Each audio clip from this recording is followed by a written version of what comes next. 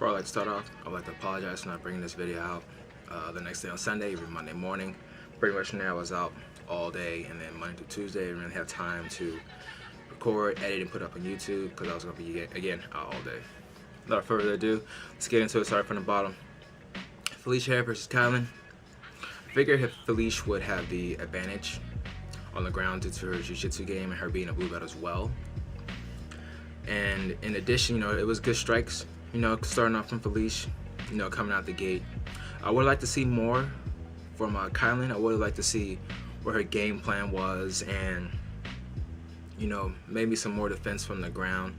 But, it was a quick match, and again, I still liked it. It was good to see or hear that Felicia was still going to give it another shot, because she mentioned that if she lost to Kylan, then she was just going to, put it in the bag. In addition, Kylan was the less experienced one coming into this one, so I would like to see her again as well.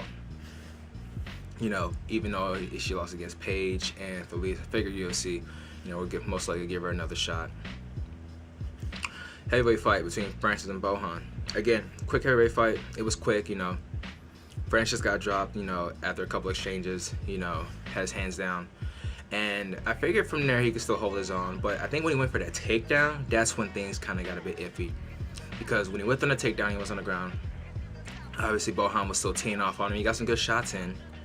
And like I mentioned, it was 50-50 because on one hand, he was defending them intelligently. He only it seemed like only two slid, two of them connected. It's the hammer fist, I believe. And on the other hand, he wasn't in a predicament to where he could advance his position. He really couldn't try to move against the cage or try to get back up on his feet. And eventually Herb called it. It was a good fight. Congrats to him. Edson Barboza and El Nino. Like I mentioned, I figured the leg kicks was going to get to El Nino, and I believe he got like 14 or 15 that entire match. I didn't expect the leg checking, like I mentioned in my last video, from El Nino, but I also didn't expect the takedown reversal from Barboza in round 2, I believe. And as for El Nino, I figured Barboza could hold his own when it came to the pocket with Gilbert Melendez, but I gave the slight advantage to Gilbert Melendez. Even though I was impressed, but obviously from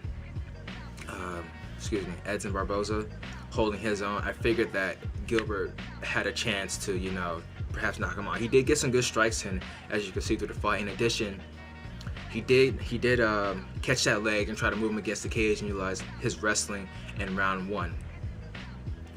When they mentioned Barboza, after he won, again, congrats to him. When they mentioned, who he'd like to face next, I'm glad you mentioned the top 3.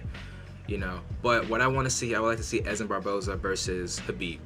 That's just me. I know people want to see him versus Kukui or perhaps Rafael dos Anjos or Eddie Alvarez. I personally want to see Khabib back in there. Again, congrats to Barboza. Nino, I'm still a fan of him. He did his thing. And let's get into Valentina versus Holly Holm. Now this match was interesting because throughout the match it went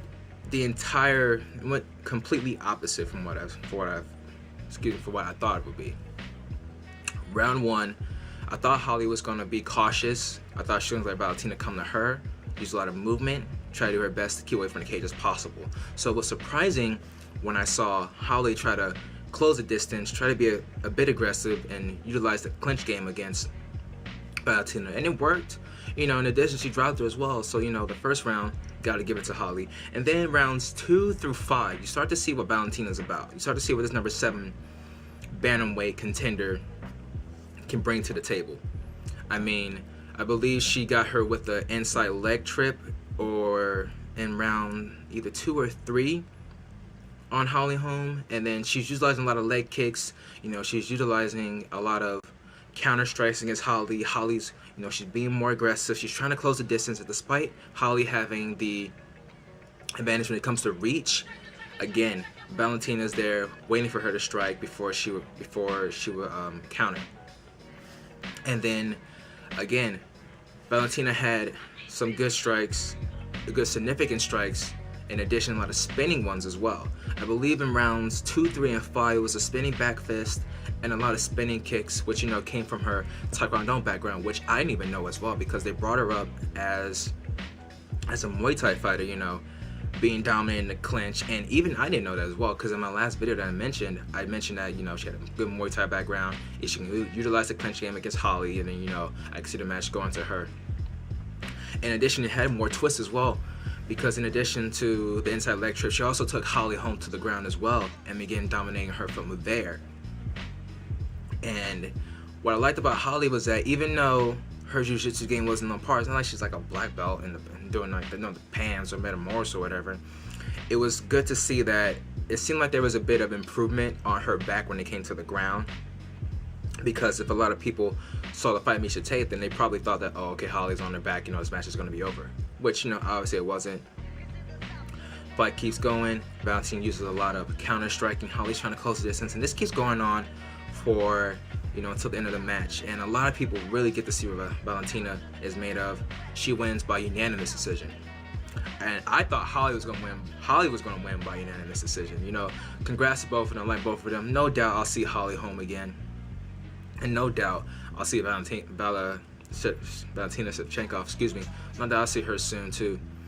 I think what's going to happen next, most likely for them, is that they'll probably put Juliana Pena against Valentina, and they'll probably do maybe Kat Zingano against Holly Holm, or maybe Miesha Tate against Kat Zingano. Either one of those three. Either way, those three are going to have to meet one time or another if they want to go back for the belt.